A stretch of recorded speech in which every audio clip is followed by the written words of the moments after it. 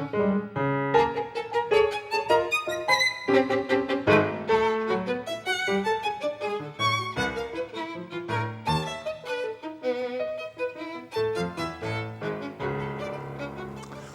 I'm Guy Hagstedt with Blueprint Houston, a local nonprofit dedicated to better planning in Houston. And we are here tonight on Public Affairs, Public Access to discuss municipal management districts, or management districts, a growing phenomenon in the city of Houston for about the past 25 years. And we're very excited to have tonight an expert in the field, David Hawes, who is senior partner with Hawes Hill Calderon, an economic development and planning firm that's very active in the management district world. David is a graduate of the University of Texas in government, got his start at the state of Texas, and worked for a number of years for the city of Houston in its finance department in the early to mid-1990s in the administration of Mayor Bob Lanier. He then went out to form his own consulting firm, Hawes Hill Calderon, and they've been very active and very successful ever since.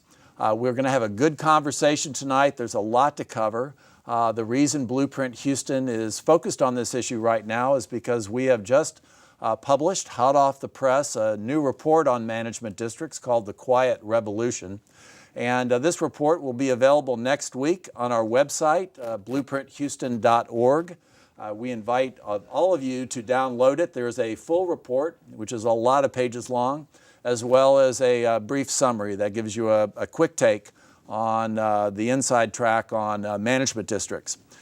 So why would an organization like ours want to study management districts? And really, it boils down to two reasons. First of all, there's a lot of folks in Houston who hear about them. You hear about projects that have some type of management district involvement.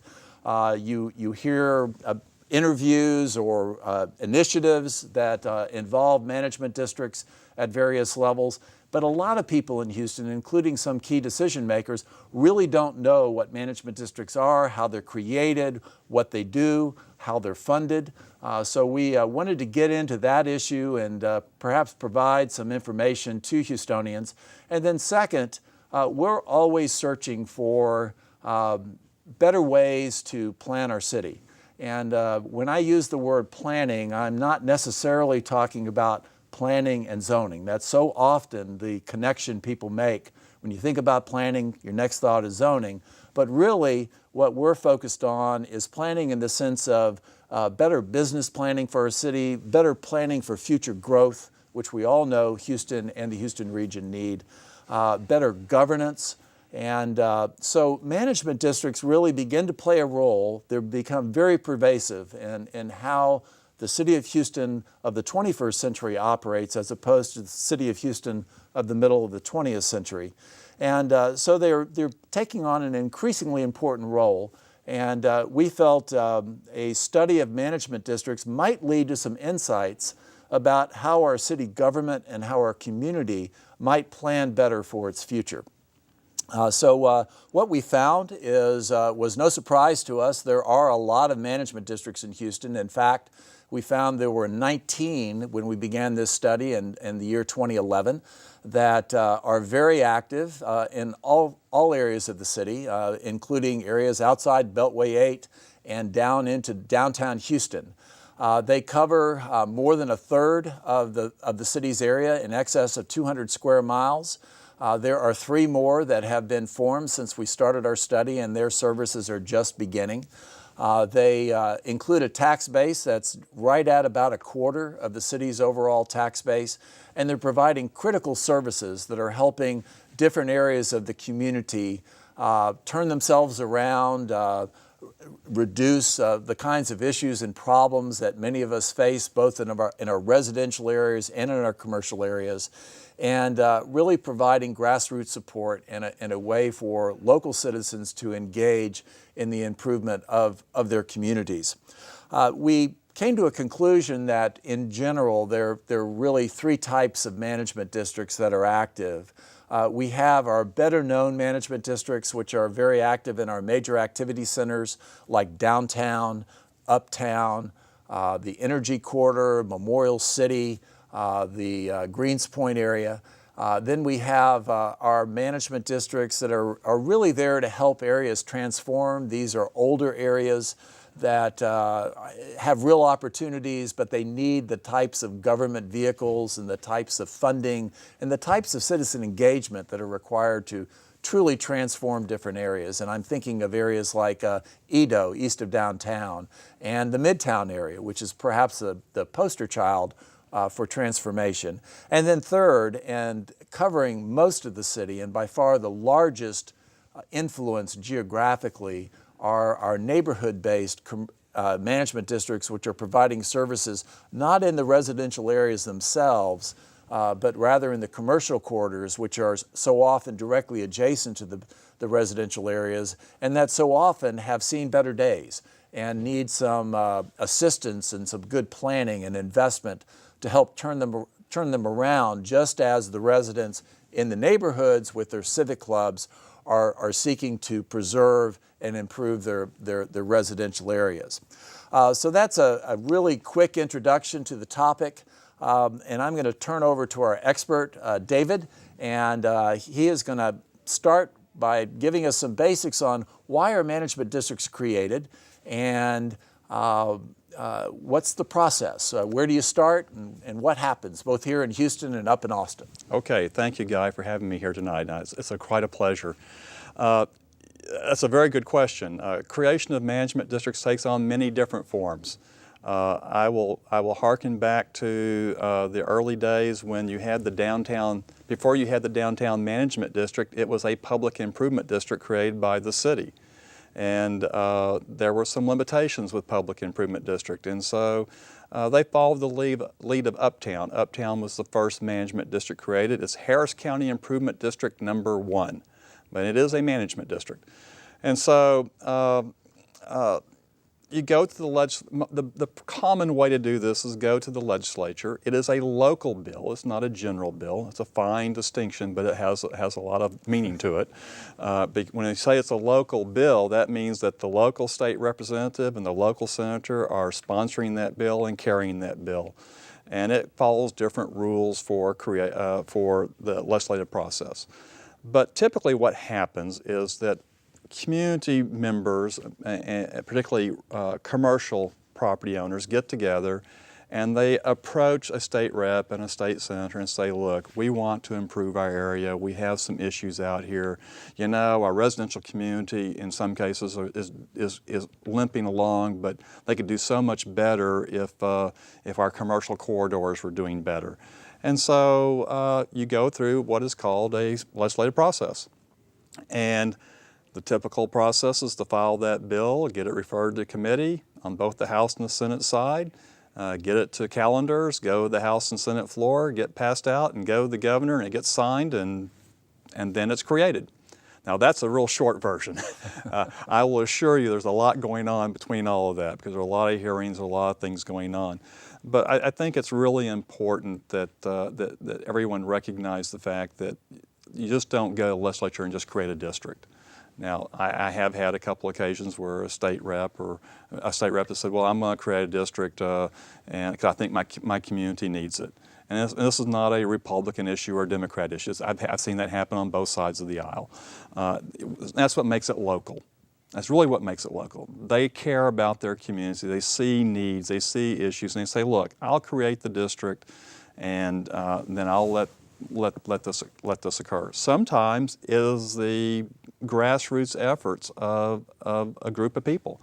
A good example is what I think the listeners would commonly refer to as Fondren Southwest, which is now Braes Oaks. It's been rebranded Braes Oaks. And in 2003 and 2004, people like Eitan Merwis and others got together and really worked hard to work with the legislators to get the district created. And it's been up and running for 7 years and operates off a plan and has been re-upped again for another 15 years. But we'll talk about that process later. But I think the important thing is that you go through a creation process in many different ways. They're not always the same way. And sometimes it's grassroots oriented, sometimes it's from key property owners. Sometimes it's the state legislator himself saying, you know, I need to do something for my community. And I've seen it happen all three ways. Never have I seen a consultant or someone or a lobbyist just say, hey, I want to create a management district and go to the legislature and create a management district. That just doesn't happen. So David, in terms of creation, there's what happens in Austin and the sort of the legislative bill that ultimately the governor still needs to sign. That's right. And that means that a management district exists on paper, That's but beyond that, not much else happens. That's all. I mean, so what happens once a district is created? What are the steps that have to occur locally for it to actually begin operation? Sure.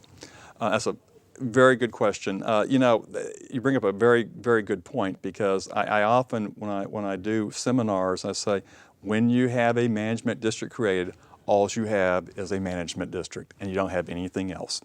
That's it.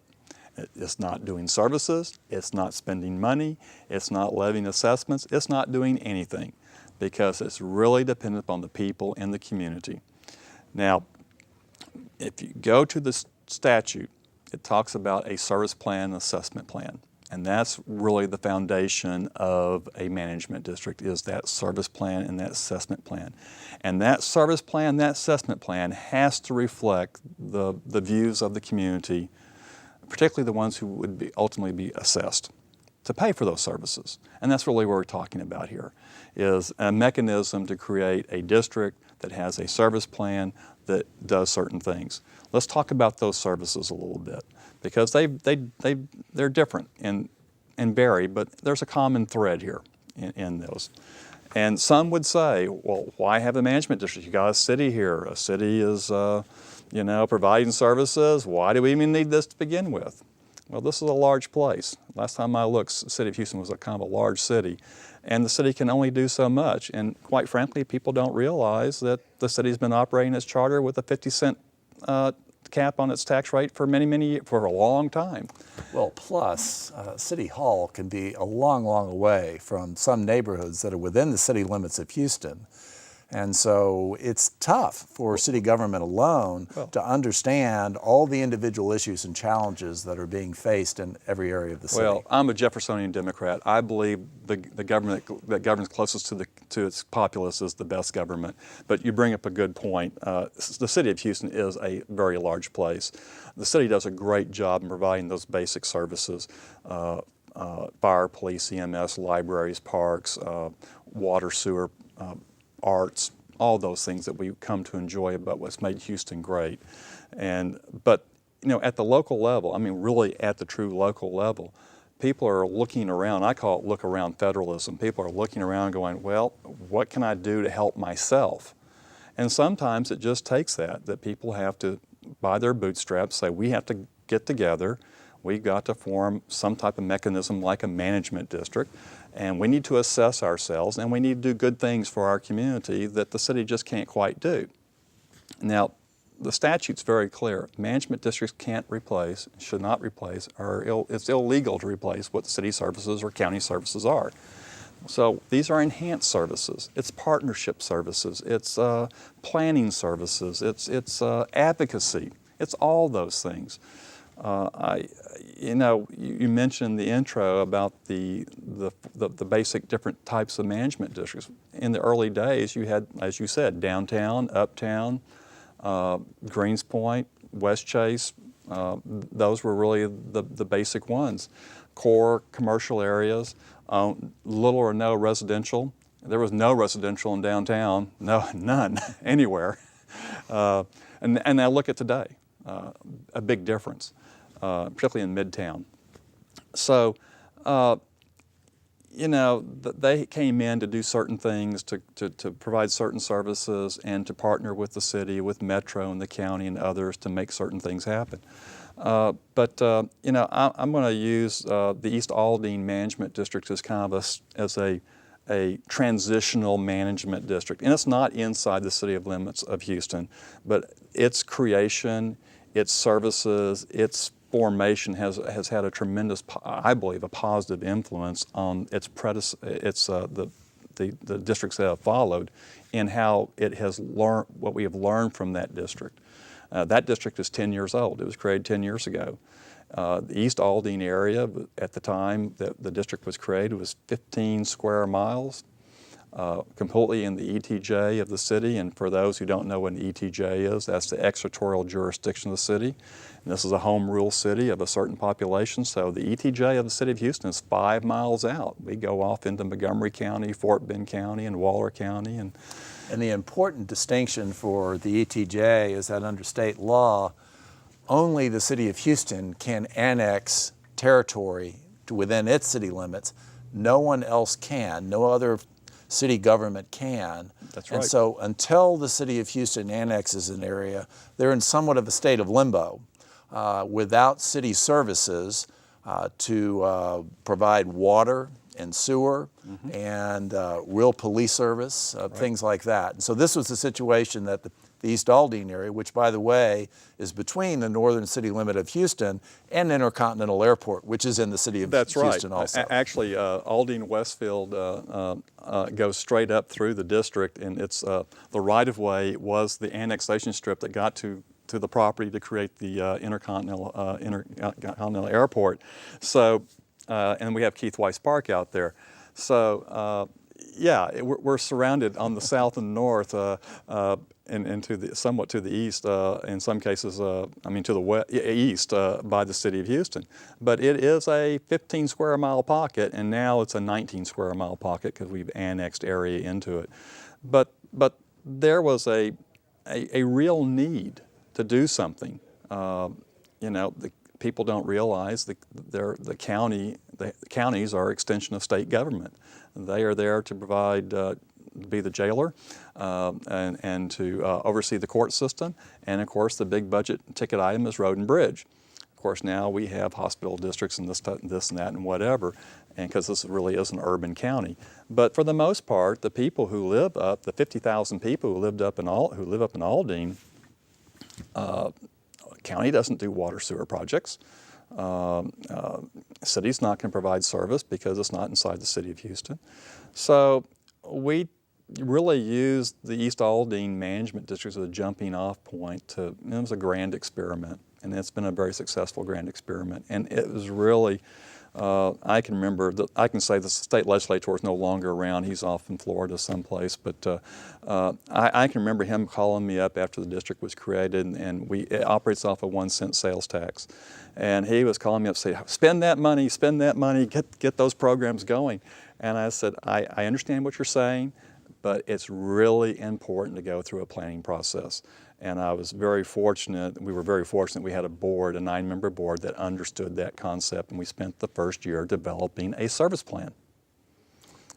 Like almost all management districts do. Like almost all management districts do. And this is a plan that extends beyond just 1 year. They can go for 5 years, 10 years, in some cases 25 years. That's right. And give a very long-term horizon and a set of benchmarks that the management district needs to meet in terms of proving that the services it's providing are worth the assessments it's charging. Well, quite frankly, yes, the statute and the enabling legislations for each one of the management districts requires that a service plan, assessment plan be put together, and that is the basis for provision of services and for the assessment itself.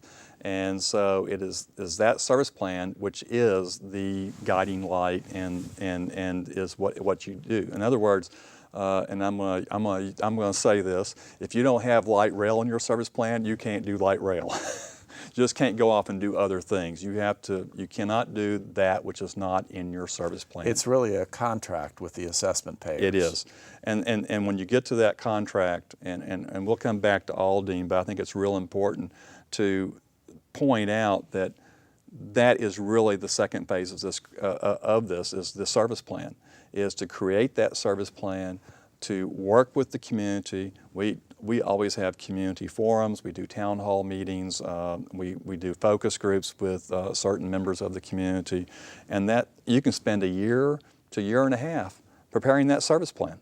Before any assessment's established, anybody pays a dime. Pays a dime, right.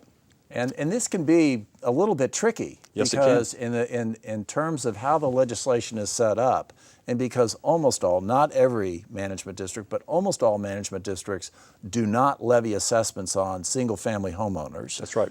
Often apartment complexes are assessed, but not single-family homeowners.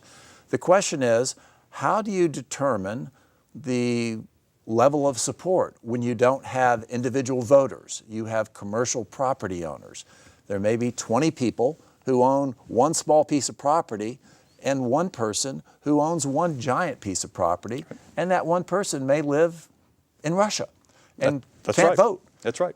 So it's a tricky process to go through to get gauge and get the proper level of support. And this is one of the things that one of the situations we have to work through, and sometimes I have not created all those management districts. Sometimes someone else creates them, and I'm asked to come in and set them up. And sometimes we create them and we get them set up and we turn them over to somebody else. Energy Corridor is a good example of that. We worked to create that management district, and I'm going to mention this because it really speaks to the question, your question. It's out there on I-10, this Energy Corridor, BP, Exxon, Shell, Conoco, Phillips, it was Conoco before there was a Conoco Phillips when we were doing that. And these guys wanted this district because they wanted it to support the livability and the environment of their employees. It was about mobility, it was about the environment of the campus out there, of all their campuses. How do we make it egress and ingress into that area more palatable for the commuters? All those urban living type situations. And we're talking about there on Highway 6. I'm talking about urban. I think that you get more of talking about what City of Houston's really like. It is one big urban place. But the point is in that legislation that created that district, and this is where you get some of the argument and people start yelling and saying this is not right. In that particular legislation, and it called for either 50% of the value or 25 petitions. Well, you would say, well, David, 25 petitions? Give me a break. That's nothing. 2 years getting those petitions together. But we reached 50% of the value on the 24th petition. These are large properties. These are large properties. And so when you're doing a creation through the legislature, you have to look at what you're dealing with to understand the makeup of the area in the creation process, of what makes sense and what doesn't make sense. And I think this is an important point. Without delving too much into the nuances of state law, there are administrative ways to create management districts through the TCEQ, the Texas Commission on Environmental Quality. But I believe all of the management districts in Houston have been created by individual legislation. And so there's a reason for that. And there is a reason because, as you said, state representatives and senators are being responsive to their constituents, and there's an ability that way to fine-tune what the management district can do, what issues it can address, because the Texas Code is full of programs for transportation, water, environment, community development, whatever it may be, and each community's needs are a little bit different. So we have these management districts which are similar in many respects, especially in terms of their governance and the requirement for open records and all that sort of thing. But they often are involved in different services. And why don't we talk about that for a moment? We've talked a bit about why people want them and how they get them.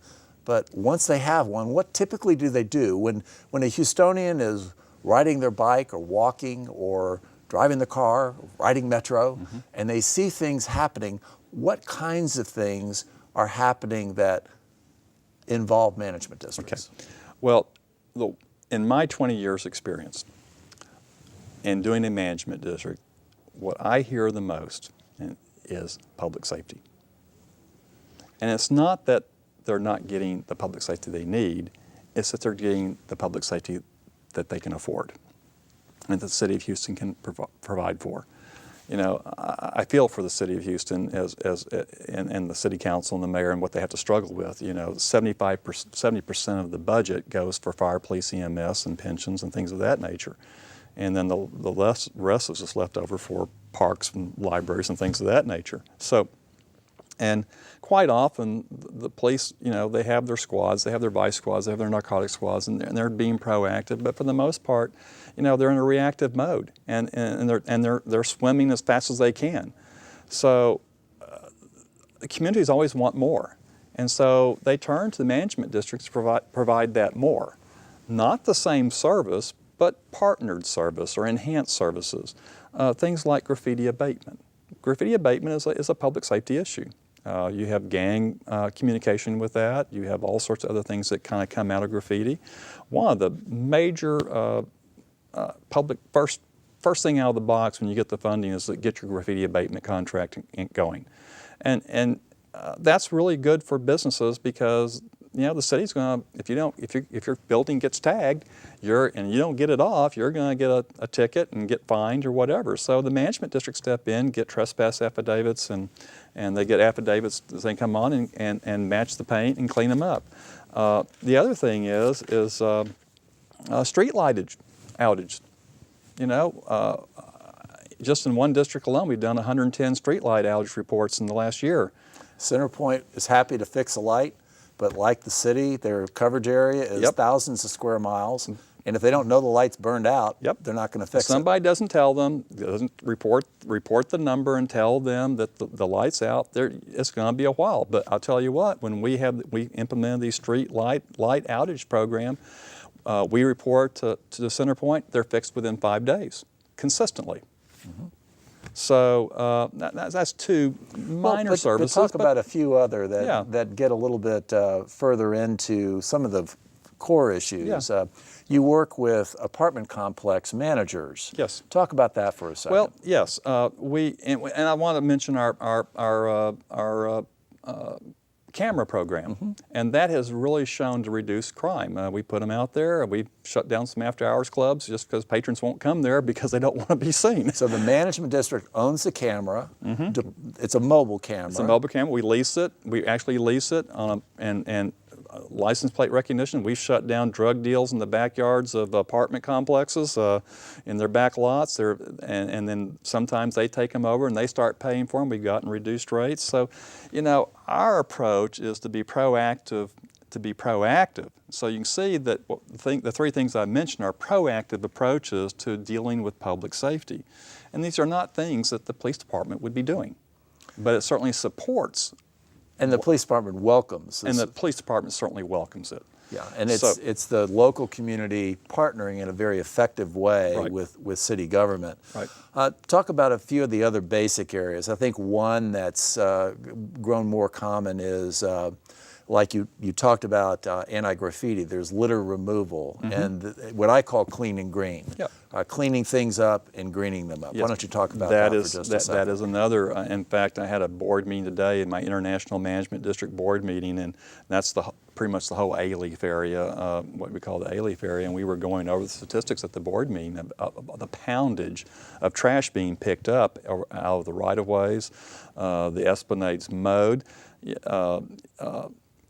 and the esplanades we've adopted from for the city, and we were sprinklering them, we're keeping them up and clean because it's we've got China air in now, we've got Turkish air coming in. We're trying to promote this international city. We want people to see a clean city. So, and people want to take pride in what they're doing and in their community. When you start cleaning up the rights of way, when you start cleaning up the public spaces, property owners take note. They start putting new paint on, they start putting new awnings up, they start making that investment because they see an investment in their community. Yeah, it goes from a negative cycle to a virtuous cycle. Yep. And this extends all the way into the management districts. If anyone has ever wondered who maintains those beautiful flowers on Post Oak Boulevard or out on Richmond and West Chase, It's the management It's the management district. They put them in, they maintain it, and it just raises the bar. It raises the bar a little bit. So, but we call that environmental and urban design. You brand the area with the street signs, you give the monumentation, you do the flowers, you do the specific type of planting.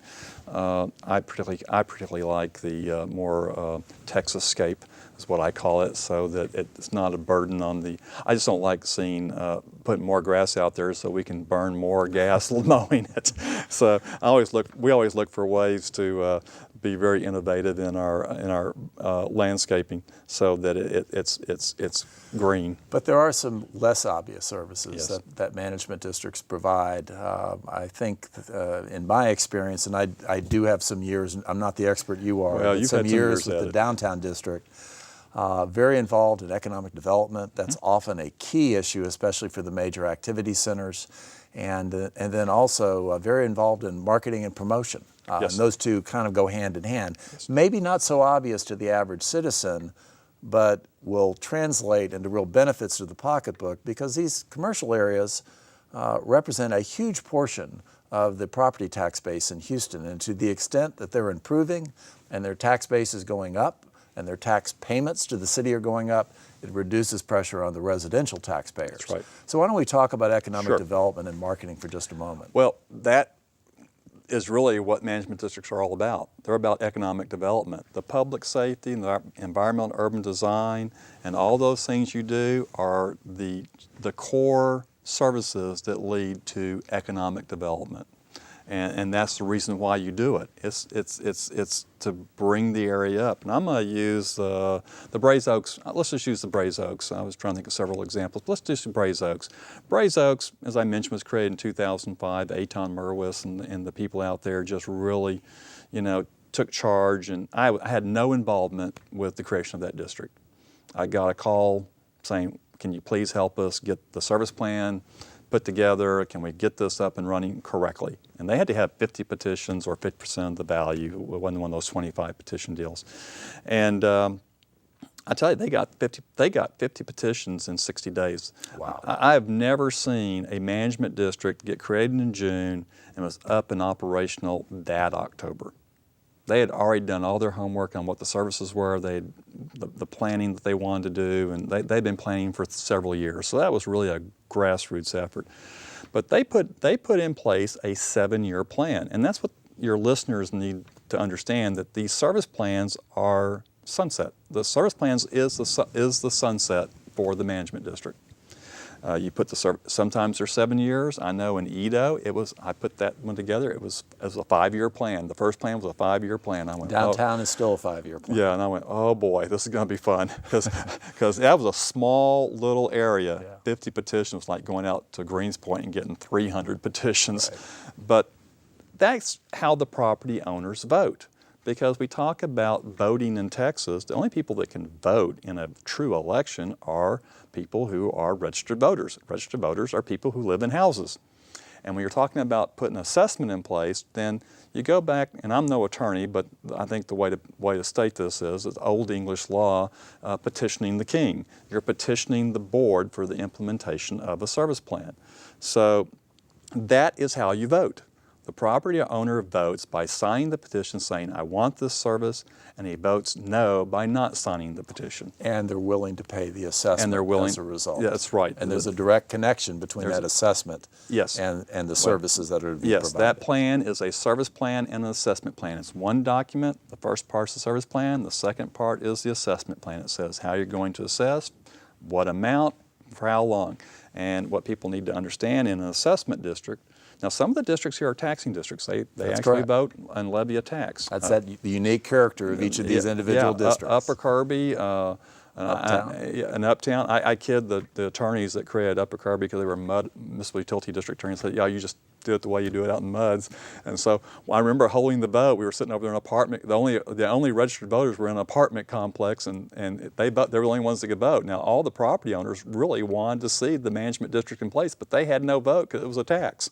So they're relying on this one apartment complex, and the owner of it was a big promoter of the district. And so but they voted the tax. And that is how MUDs are created, too. And that is we how have MUDs hundreds of MUDs yeah. in Houston. We have over 500 MUDs ringing the city of Houston. We go back to that word, the ETJ, Yeah. which would represent the 4th largest city in the country without any ordinance making power. So we have a very unique situation here in Houston, in the Houston region, and its growth patterns. But the point is, back to your point, is that that service and assessment plan dictates what happens. And in Braze Oaks, we really concentrated. I'm the executive director of the Braze Oaks Management District. It's one of the management districts I manage, and our firm manages. And we concentrated the first 7 years on public safety, reducing crime rates, cleaning the area up, getting the garbage out, talking about litter, bringing a consensus between the residents and the residential community and the apartment community. It's one of the densest areas of the city of apartments. Back in the day, those were all those apartments went in when there were 1 and 2 bedrooms for the young urban professionals moving into the city of Houston. All the Houston Oilers lived out there. In the oil boom. Out in the oil boom. And so it saw its decline. And so we spent the first 7 years of that plan cleaning the area up. And if you go to the Chronicle from a year and a half ago, and their crime stats, that zip code was in the top 10 safest zip codes in the city of Houston, the only one between 610 and the Beltway. And so that translates, as you said, into more opportunity for economic development and more growth. That's right. And so now, at the end of that 7-year plan, at the end of that sunset period, we had to prepare a new service plan. These districts that operate on assessments, at least assessment districts, just don't continue. They have the plan is the sunset. And by that, you mean if a new plan is not approved, the district ceases to have money to operate. That's exactly right. That's exactly right. And so if you don't do your job, then people aren't going to sign the petition and all that. And you mentioned, we didn't answer that question about apartments, and I apologize for that. We kind of got off on a tangent. But that is where we pioneered the apartment program. The district will pay, has entered into worked very hard in the first 7 years to bring the residential community and the apartment community together. When I first arrived on the scene, I mean, they wouldn't even talk to each other. Everybody's blaming each other for the crime in the area and this and that and whatever. And we worked very hard. And that's the other thing, is the management district acts as a Switzerland in some situations in dealing with these types of community issues. The glue that holds things together, the advocate that takes everybody's concerns and tries to turn them into a positive. But we developed after-school program. HISD has wonderful after-school programs in the middle schools, but it's kind of hard to get the apartment kids to stay there after school when the parents are out working and they want their kids home before it's dark. And, you know, we have daylight savings times. It turns dark at 6 o'clock, so the kids were not in after-school programs because they couldn't get home. So the district entered into a contract with HISD for the extended bus service. And so we pay for the bus service to get these kids, to keep these kids in after-school programs and to get them back to their apartments. Now somebody said, well, what does that have to do with economic development? Well, it has everything to do about economic development. It's a generational issue. We keep these kids off the street corners and doing the running for the drug dealers and for the gangs, and keep them out of the gangs. We keep them in school, we get them through school, we get them into college or vocational programs. Then we have a productive member society. Well, we also have that workforce that our local companies are desperate to find. Exactly, exactly. So we spent the first 7 years doing programs like that, changing the paradigm of the community, turning it around, making it a much more livable place. We have a very aggressive master parks plan in that area, and we're working with a good firm to raise money, working in partnering with the city to connect the Green Bayou initiatives through because we have the Fondren Diversion Channel, we have the Willow Water Hole Diversion Channel, we got the Willow Water Hole, which probably nobody knows is out there, but they're going to know about in the future. So we've done all these things, but the new plan is all about economic development. You've done some of the basics, gotten some of the core problems taken care of, and now you can afford to dream a little bit. I had a staff. How to truly turn the area right, around. I had staff meeting this afternoon. We're we're talking about the hospital, the Harris County systems, their hospital system. We're looking. We just had a really in partnering with the Councilmember Green, District K. Both the Braes Oaks and the Five Corners Management District came together with him and his staff, and we sponsored a restaurant tour. And we had people who were site selectors and actually owners of chains. Chris Pappas came out and himself and went on the tour, and we promoted the area. We were advocating for the economic development of this area. We have very good, stable residential. We need commercial development. It's safe, it's clean. Come, let's do business. So let's pause for just a second, and I want to mention to our viewers that you can call in if you have a question. We want this to be a conversation with you all. The phone number is 713-807-1794, and hope someone has a question. We'll call in. In the meantime, we're going to talk a little bit more about some basics. Let's talk about money. Well, can we talk? Let's talk about another service if we have time. Could we talk about the Real service? quickly? Real quickly. We have instituted a very unique program. They may have seen it on television on the what we call our county attorney program. Yes. And that's another public safety program. And so I call it the Al Capone approach. And we have problems out in the community. We have these after-hours bars. I can show you where everywhere in the Esplanades where all the trees are mowed down is directly proportionate to a bar or an after-hours bar where they're open till 3 or 4 o'clock in the morning. We have drugs, prostitution, all these things going on, liquor being served when it shouldn't be served. And so we have a county attorney who's dedicated strictly to 2 county attorneys who are working for 6 of our management districts. And you pay for those positions. We pay for those. But they are going out with our investigative people and working with the City of Houston Police Department, working with the Sheriff's Department, working with our constables, working with everybody that's involved. And we are entering into nuisance abatement agreements. And then when they don't follow through and we're going through the property owner who's allowing these things to happen. And so Bissonnette, over on Bissonnette, La Promenade, people may have seen that. That was our program where we filed a suit, and we've been working it for 2 years, and we got a 5-year injunction, a 1-year receivership on a condo, 250 some odd condos, to make them do right, because there was a gang operating out of there. And the community, the business owner across the street said, "Thank God, thank you." I said, "I can't run my business over here with all this type of stuff going on." So the management, and that's an economic issue. Sure. It's an economic issue. So what kind of, for your management districts, and I'll talk a little bit about some of the others in just a second, but just real quickly, down and dirty, what is the range of budgets that your districts, and you manage 6 districts within the City of Houston? 6 districts within the City of Houston. And then, of so course, typically, what's their annual budget? Well, typically they're around $1 million. Five Corners is at $500,000.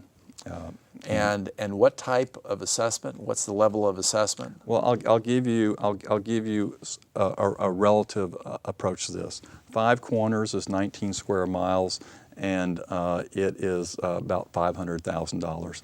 Our Spring Branch Management District is about 20 square miles.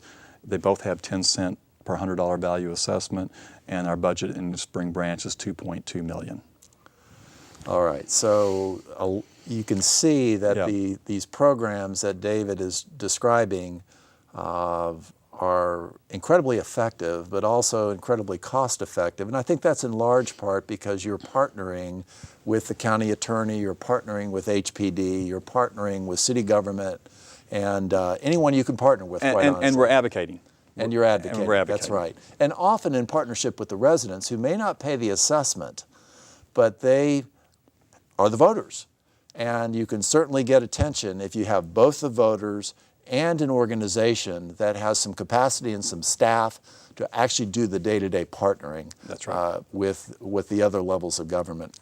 So just to give folks an idea, I'd say the $500,000 a year budget is probably at the lower end of the range for all the management districts. There is one that's less than that, but you know, I will have to hand it to the board at Five Corners. They are really stretching those dollars, and they're doing. It's all about leveraging. It's all about leveraging. All about It's all about leveraging, and we got some. There's going to be some big announcements by the council member here in the mayor's office, probably within the next 3 months. That's going to really knock the socks everybody over in Five Corners. Yeah, we don't have time to talk about that, but I'm not going to talk.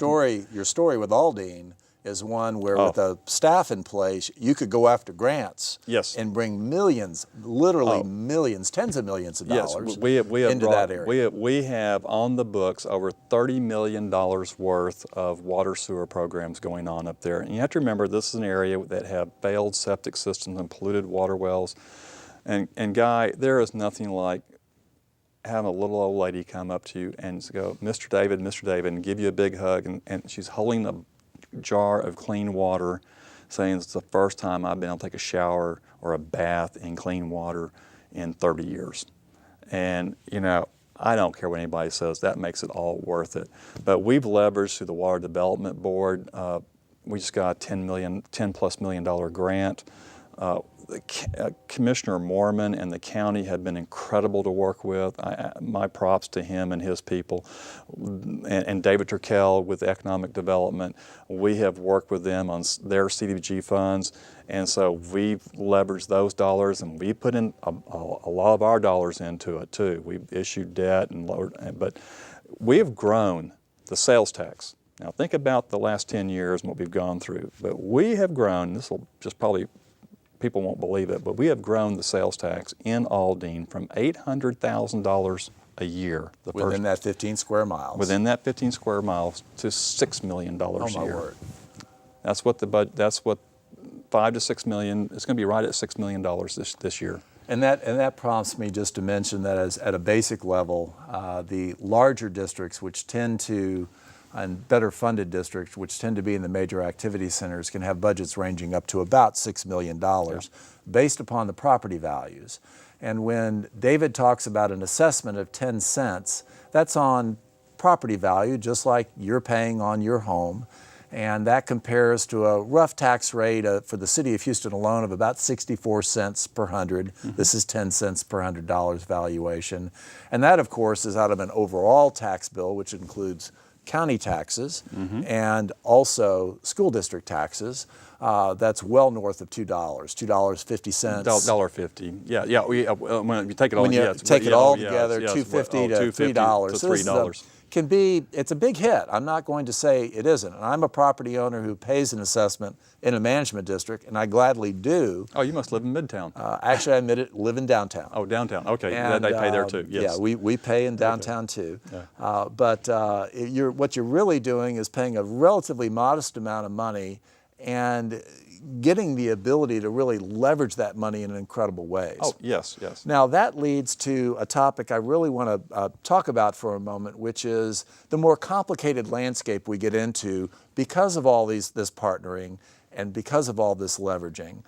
This isn't a simple situation. I know I have friends who I've known practically my whole life. I grew up here. Who are convinced that I work for the city of Houston because of the kind of thing I do. Yeah. Oh, Guy, how is it at the city? And I go, well, I have never one day in my life gotten a paycheck from the city of Houston. But what happens is the city is involved, the county's involved, Metro's involved, TxDOT's involved, the management district is involved, tax increment zones are involved, nonprofits are involved, civic clubs, super neighborhoods, and it's all about the leveraging, but it does get a little bit tough to follow all this for the average citizen. Well, it would be. You have to keep it straight. I mean, some districts are very sophisticated about that in the sense of, and when I say sophisticated, it's sophisticated in the sense that they have all, I mean, you take Aldine, it's the district. We partner with the school district. We partner with the sheriff's department. We partner with, Commissioner Mormon, the county as a whole. We actually partner in one respect with the city of Houston, even though we're in the ETJ.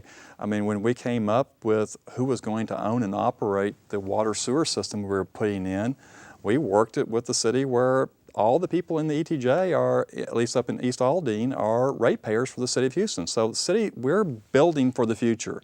We're putting in the system and then we're turning it over to the city, even though it's not inside the city, and they're paying the same rates as people inside the city, but the city's maintaining it. So it's brokering these deals to do the right thing.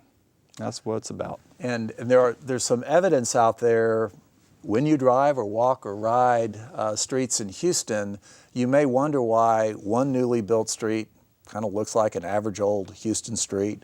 And there are some other newly built streets in Kirby Drive, Alameda Road, Harrisburg right now with the light rail being built right outside this studio. And you go, why are they getting nicer street lighting? Or why are they getting beautiful street trees or pavers in the crosswalks and on the sidewalks? And the answer is really twofold. Often you have a tax increment zone created by the city of Houston to help turn around an area that's blighted or otherwise has impediments to growth and development. And that entity is often paying the upfront capital costs, which is part of the equation. But one of the challenges that the city has faced, and it's really the bigger of the two challenges across the country, is not that initial upfront cost of planting that tree or putting that paver down. It's who's going to maintain it over the long haul. Oh yes, who's going to maintain it? And so talk a little bit about the management district's role in those types of capital projects that more and more we're seeing around town. Yeah, in the Greater Sharpstown Management District, there's a TERS. In Uptown, there's a TERS. In Upper Kirby, there's a TERS. In Greenspoint, there's a TERS. Downtown's a TERS. Midtown's a TERS. So, but that's real important because, in Greenspoint on the skate park that was just the big announcement on, the TERS is helping build that. But they entered into an agreement with the management district to maintain and operate the park. And so there has to be somebody there, and you can't always just burden the city with that because then they're overburdened. So, and it serves that region, that area, so why shouldn't that area help pay for that? My Spring Branch Management District, I have to give them also. That board is the most engaged board I've ever seen. That we meet on the first Wednesday of every month. The committees meet, and we're partnering up with everybody, and then we have our board meeting the next week. But boy, they're there every Wednesday doing the committee work, and that's really how these things get done: is engaged citizens who are property owners, and I say citizen, a citizenry that is a property owner, not that they live there. But the mantra in Spring Branch is it's the heart of Houston, and we're doing everything we can to say, come, don't drive out to Katy, don't drive out to Cinco Ranch, make your home here. And that's good for the city of Houston because it's good for the businesses. If you maintain that residential community, you build it up, there are the people who are going to have the disposable income that's going to spend their money in your shops, in your businesses, and that's what a vibrant economy is about. And I think that's a topic near and dear to Blueprint Houston's heart, because I think if we're about anything, we're about engaging citizens at a grassroots level in the future of their community. And from hearing you talk, that's certainly a core function of management districts. And I would say a second core function that you've touched on, and I'd like you just to maybe take a moment to elaborate on, I've heard you talk about Spring Branch, is the important role of planning, beyond just the service planning, which is the business plan for the management district. But let's talk about beyond that. Yes, that's a very good point. We create these districts and we create the service plan. Well, a lot of times, you're going, well, I think that's what we want to do. Then you get it under your belt and you go, well, now this is what we really need to be doing. And Spring Branch is, the board has taken a very giant leap forward. We are, and you use the word zoning and planning, and that's what people think about, but in cities, not Houston, where they have zoning, they are required to do a comprehensive plan. And that's looking at infrastructure, looking at land use, looking at everything. And not necessarily zoning. And not necessarily zoning. It's all this other stuff we need to be need to be doing. So, our board chair, Pat Maddox, and the rest of the board, with her leadership, said, we need to do a comprehensive plan. And that is what the Spring Branch is doing right now. We're 5 years under our belt on a 10-year plan. We're on our 6th year now. And we're working with an engineering firm, a planning firm, and we have a developer on the team because there has to be some keep those planners, keep the planners calmed down. Keep it realistic. What works? What works economically? And we're in an engagement process now. We've gone through the first visioning process with the board. We're now headed to the community with the vision, and we will come out of this within the next 2 years with a comprehensive plan for a 21 square mile part of the city that will be the basis for the next 15-year plan or 10-year plan or whatever it is, whatever the board decides it. But it is the basis for advocating to the city and Metro and the county, because part of it's in the county, and any hectra about mobility, about rail planning, whatever it is. This is the grassroots view of what needs to happen in this area of town. And we will engage with the super neighborhoods, and because we need their input. We will engage with all the nonprofits because we have a large population in the apartment community up there. We will engage with the Boy Scouts, all those things. So, and we'll come up with a good plan. And if there's a theme from Blueprint's Houston study of management districts, it's about this type of planning. You can look at the Near Northwest District, which literally can tell this same story about the management district, the city, the county, the school district, the Urban Land Institute, Metro, all coming together to develop a new vision for that, what we call the Inwood area, right. Northwest of the central area of Houston. The West Chase area with its visionary plan for how to transform West Chase into a mixed-use urban center. Downtown, Greenspoint, Uptown. Yes. The story is so similar everywhere. We just finished an international district. The board accepted today a study by the architecture department at the University of Houston, where I got my master's degree over there at public administration. It's a fine university. They got fine faculty over there and fine students, and they went through a process, and that's going to be our process for how we engage Urban Land Institute and others to come in. And under this new Chapter 42, we got vacant land. Let's see what we can do about bringing new urbanism to these areas that are out in the suburbs, because they're not suburbs anymore. So I'd say that if we can step back and look at the situation, and having been born and raised in Houston, starting in the 1950s, we're a different city than we were 50, 60 years ago. It's scary to think about that. And management districts are part of the response, the fundamental response that we need to be making as a community to the emergence of Houston as a global city. That's right. 600 plus square mile global city, blazing a trail really that no other city has blazed. And I'd be the first one to say that if a management district doesn't do its job, and it doesn't do what it should do, and it doesn't produce results, it shouldn't be there. They shouldn't re-up it. It should not be there. And I think that folks need to get their arms around these things, get a little bit more educated about them, and grow more comfortable, hopefully, as a result. And this incredible tool that we have in Houston, where our city government, which is doing so much, doing the heavy lifting, can now partner with these locally based entities that can really maximize the bang for our buck. That's right. And that's, at the end of the day, what we all care about. It is.